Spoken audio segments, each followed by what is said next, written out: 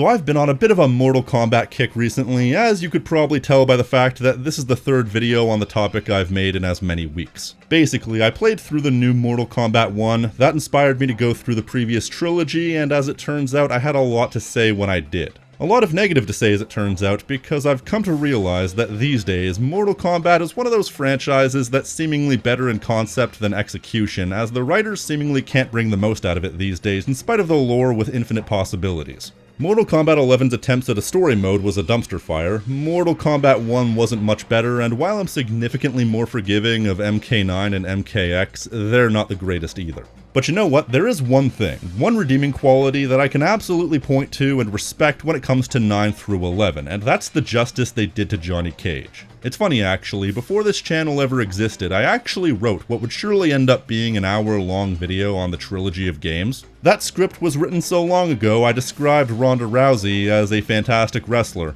Boy, that didn't age well. Obviously the video never came to be, but even back then in that script I went on a pretty significant diatribe about how the character arc of Johnny Cage was the best part of what was at the time the NetherRealm trilogy of Mortal Kombat games from a plot and character perspective. So I wanted to take a look at it and really explore what I found so compelling about him. Proof positive that I do actually like certain things about Mortal Kombat beyond the gameplay. So we start out at the very beginning of MK9, immediately following the continuity reset in the prologue. Johnny Cage is the first character we play as tends to be the case with modern depictions of Mortal Kombat. Johnny Cage starts off as a pompous, arrogant Hollywood actor hoping to take part in the Mortal Kombat tournament to boost his career, thinking the whole thing is a publicity stunt.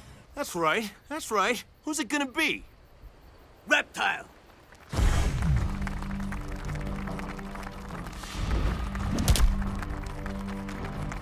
Nice stunt. Who's your agent?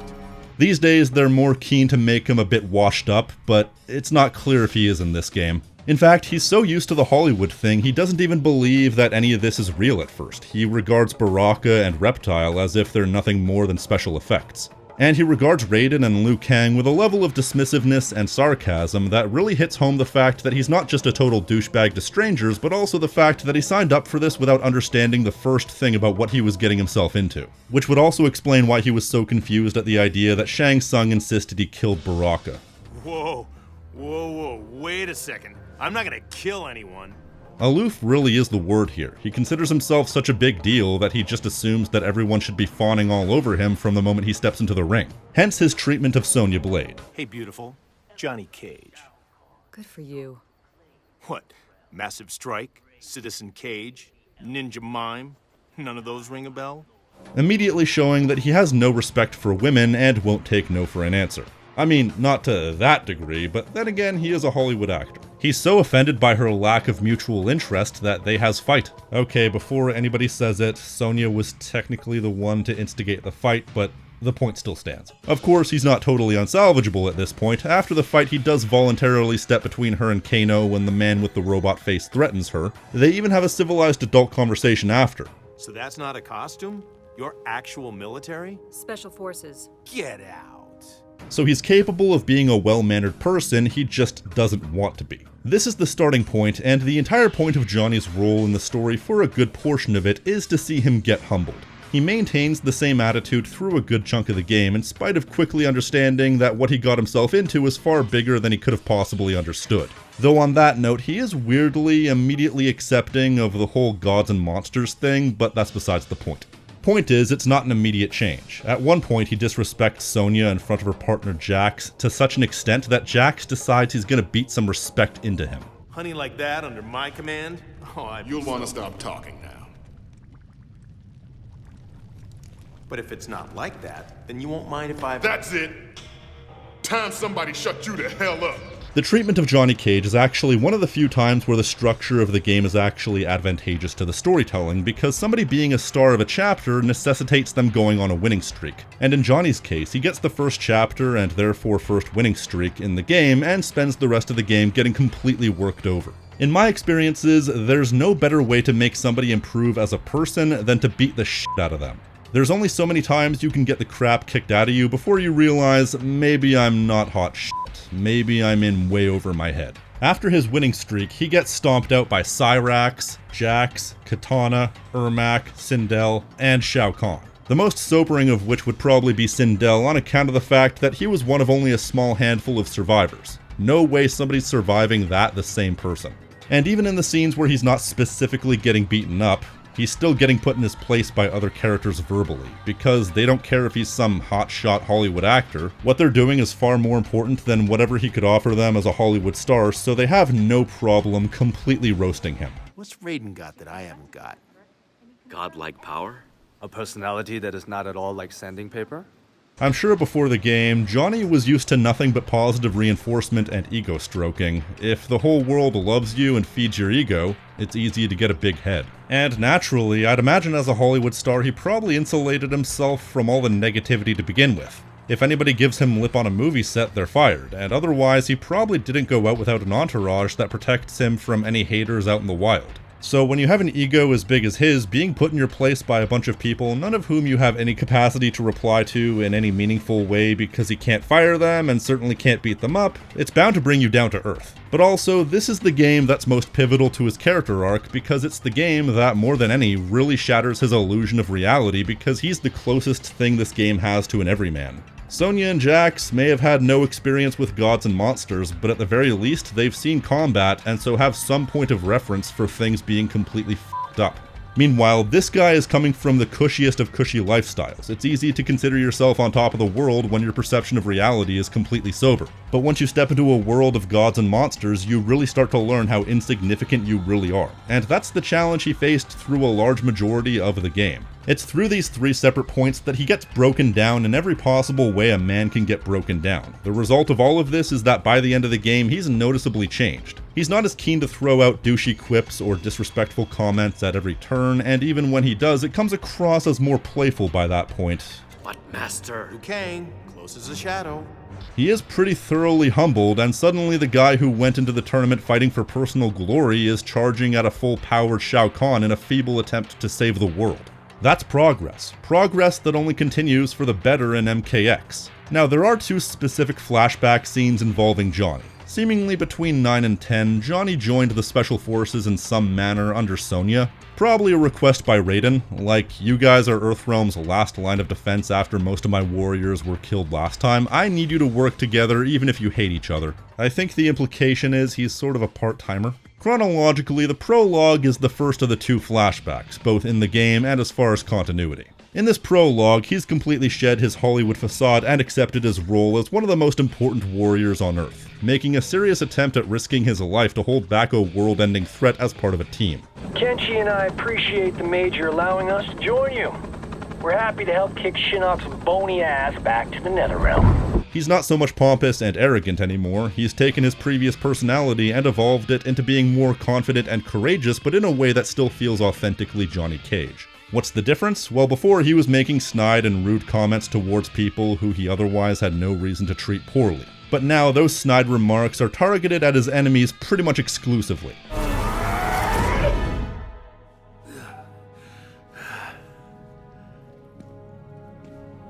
Enjoy the new digs, Gramps.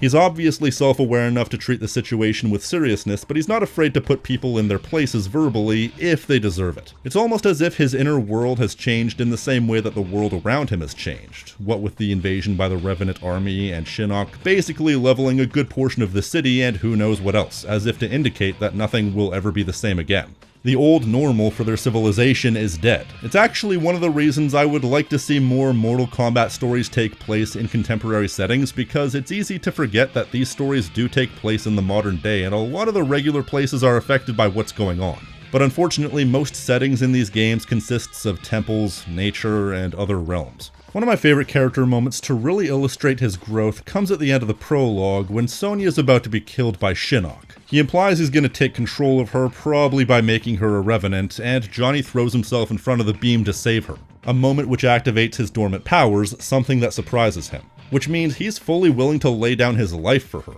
Whatever you want to say about his motivation in this moment, the dude risked everything.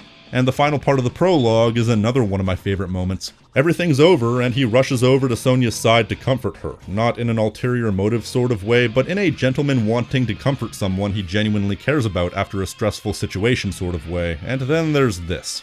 Why are you smiling? She called me Johnny. Wait a minute, how does Kenshi know he's smiling? Yeah, whatever.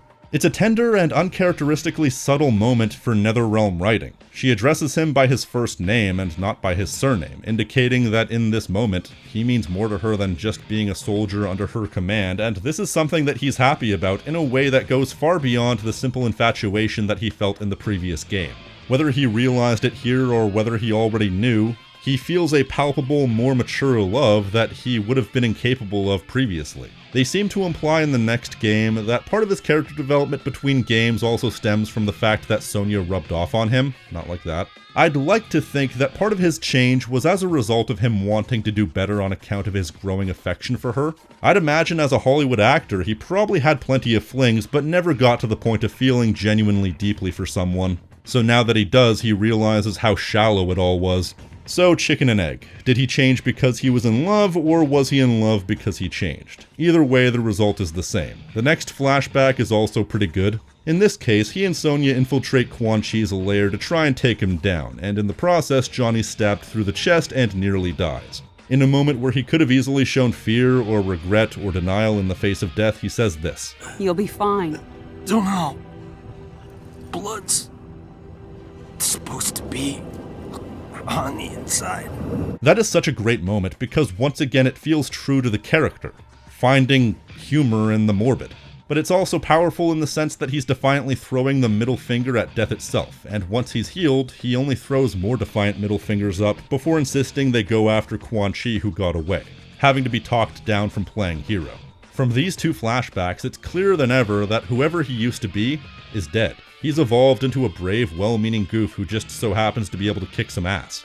I could not see this guy marrying Sonya Blade. This guy though, I absolutely could. This basically sums it up. That's when the rest of the game comes in. We flash forward to the main story, and Johnny and Sonya, it turns out, got married, had a kid, and ended up divorcing in the next 20-something years. But here's the twist, it was actually both parties' fault. They divorced largely due to their mutual commitments to their work and seemingly being incompatible long-term. That's at least what the comic said. Meanwhile, the game pretty much lays the blame solely on Sonya, both through her actions and her dialogue, basically treating both Johnny and her now fully grown daughter Cassie with a level of emotional disconnect, viewing them not as family but as soldiers under her command. Meanwhile, Johnny is the one constantly trying to break through to her. There was a time when you cared more about your family than your job, General. And I don't necessarily blame her for that fact. She had to step up after Jax became a Revenant and then retired, and it was a big responsibility given how the world irreparably changed after the last game. She eventually got absorbed by her work to the point where it hurt her personal life. It happens to the best of us. But snarky as Johnny's remarks can be towards Sonya, they're not out of a place of spite, but out of a place of longing. What's your update from Colonel Flagg? He said, "Why are you bothering me?" And I said, "Because my ex-wife is a pain in the..." He still loves her. I mean, if you take a close enough look at his character model, he still wears his wedding ring around his neck. A subtle implication to those who observe close enough to notice that he is willing to wear his heart on his sleeve, a type of vulnerability he just didn't have before. Exaggerated hyper-reality aside, they do feel like a very real divorced couple. And on top of that, he also feels like a very real dad to his daughter, being the one who wants to be actively involved in her life. We see him go on his well-meaning but goofy dad arc. You know how there's that old cliche of the goofy dad going out of his way to embarrass his teenage daughter in front of her friends? Well, the entire third chapter of the game is dedicated to Johnny and Sub-Zero working together on what is ostensibly a training exercise for Cassie and her crew, but what is pretty much also this universe's version of a prank along the lines of what I just mentioned. Sending them to speak to Sub-Zero and the Lin Kuei, watching them completely blow the mission and face what is almost certain death, only to show up with his goofy grin as the revelation hits them. It would only be better if you took a picture of their reactions to tease Cassie with for the rest of her life, and his well-meaning goofball nature, his fatherly nature, and his brave defiance all come to a head in the end of the game. When Shinnok finally breaks free from his amulet, he has Johnny captured and tortured. Because Shinnok is a petty a-hole who wants to get back at Johnny for defeating him at the beginning of the game, but once again, the man who 20-some-odd years previously probably couldn't even imagine a world without him, faces what could very well be certain death with dignity. And when Cassie finally shows up to save him, in a complete role reversal of the beginning of the game, Cassie uses the family powers to save him, at which point all he can do is sit back and proudly watch as the torch is given to the next generation.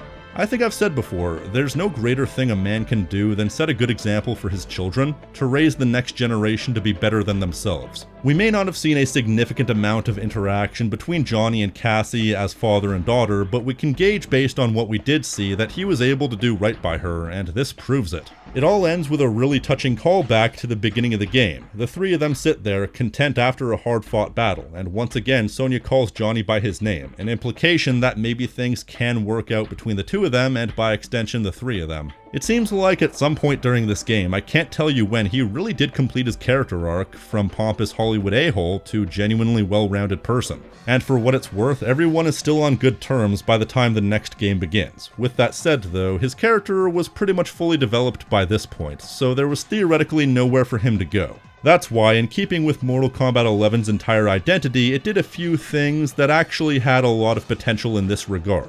It's just the follow-through that was mishandled. Now that the three of them were a happy family unit again, you kind of felt that there was something that needed to happen to shake up the status quo and give everyone a bit more to do. And as such, they kill off Sonya Blade in the first chapter. A bold move to sell Raiden as the uncaring dictator that he is, pointlessly sending Sonya to her death. But both Johnny and Cassie only have a couple hours to mourn before the timeline starts colliding. And the past version of Johnny, Sonya, and Jax find themselves in the modern day, so both of them are grieving the loss of their Sonya while also having to contend with the fact that there's another version of her right here.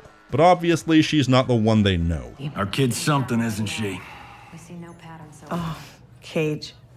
I'm not your Sonya. Sorry. Too easy to forget. It's compellingly tragic, his wife dying and him getting her back, but also not really. Plus there's the other aspect of the story that I like in regards to the collision of time. Anybody who's ever undergone significant personal growth knows the hardest thing you can do is face your past. Face the person you used to be. Because anybody who's gone through that hates the person they used to be. I say this from experience. And Johnny is quite literally faced with his past, having to interact with the very person he was at the beginning of MK9. Things are jovial at first, talking about co-starring in buddy comedies, but as soon as his past version gets the inkling that he's gonna end up with Sonya, he dials up the disrespect to 11. As younger you, I saw him swear to tap that at the earliest opportunity.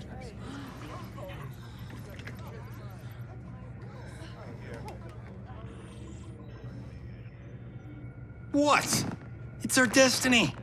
The fully developed version of Johnny Cage, at least to a point, didn't change to get with somebody, he changed as a natural consequence of everything that was happening to him. Meanwhile, you have this guy who hasn't undergone any of that personal change and has none of the context that led present Johnny Cage down the road he was on, suddenly feel confident in the knowledge that he's going to end up with this woman without understanding why, just that he does. So he ends up turning the douche nozzle up to 11 because he thinks as he is right now is good enough. And while these two people are the same person, present Johnny Cage sees this guy as disrespecting his wife, and so as a final test of his own character growth needs to put his own past self in his place and personally humble him. As if to illustrate the sentiment, you are not me anymore and I hate the person you are and therefore the person I was. He's ashamed of his past self as most people are, but at least in this case he's actually able to physically slap his past self, which is catharsis by proxy, I tell you what. Dad always said, hungry people eat lunch. Humble people serve it. Dad was an asshole. Hollywood made us an even bigger one. And as cathartic as this is, and as meaningful as it is from a storytelling perspective, this is his final test, both on the storytelling front and in the story generally. After this, he fights a few guys, drives around a tank to prevent the special forces from being kidnapped, and even has a great slow-motion dick punch moment on Kano. As awesome as that was, this scene is actually the last time this version of Johnny Cage has any lines in the game, and if I'm not mistaken, I think this is the last time he appears in the game at all. There are many things I don't like about Mortal Kombat 11, and writing off its best written character is so far down the list I didn't even notice until now. He doesn't even show up to save his past version when he's captured. In fact, even his past version is written off after you rescue him, save for a single scene in the Aftermath DLC.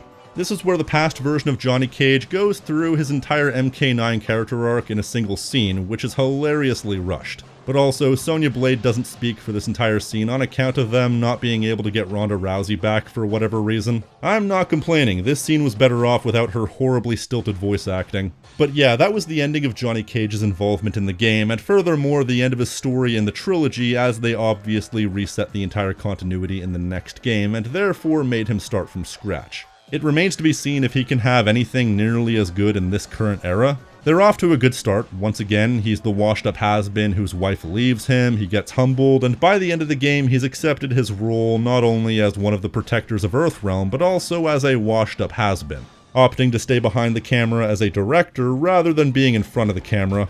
I'm still not entirely sure why this aspect of the trilogy worked out so well. Maybe it was a complete and total accident that there's this one shining beacon in an otherwise shaky series of stories. Or maybe there's something about Johnny Cage as a character in these games that brings out the best in the writers. But I have to say it's still kind of funny that even in a positive video, MK11 still finds itself being a punching bag.